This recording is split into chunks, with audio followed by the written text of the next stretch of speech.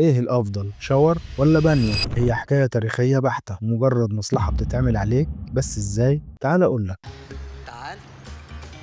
الحكاية بدأت من أيام الدولة المملوكية، ويمكن قبلها لما المغطس اللي هو البانيو بتاعنا دلوقتي كان عند رجال الدولة والسلطان وبس. أما عامة الشعب طبعا كانوا بيستحموا بالكوز، واللي مقتدر كان بيروح حمام. ومع التقدم بقى البانيو من أساسيات أي حمام، والعريس اللي حمام شقته في بانيو كده مقتدر ومعاه فلوس. وجيل بيسلم جيله، الأسعار بتزيد وجودة التصنيع والخامات بتقل، غير إن البانيو محتاج مون ورمل، وانت وحظك بقى. ولو حظك سيء الرمل مش هيبقى مكبوس كويس، وده اللي هيخلي البانيو يتشرخ في أقرب فرصة، وهتشيله وتغير بفلوس تانية وميوان تانية وصنايع جديد، أو هو نفس الصنايعي، وهتدفع تاني. طيب من الأول نعمل زي أجدادنا اللي كان حماماتهم كلها رخام، واعمل الشاور اللي تكلفته بالكابينة بتاعته مش هتكلفك تمن البانيو بدون حتى خاماته وتركيبه. تابعني عشان لسه اللي جاي اكتر. لو عايزني اساعدك ابعت لي رسالة وهتواصل معاك، وده عشان ما تسألش كتير وتحتار.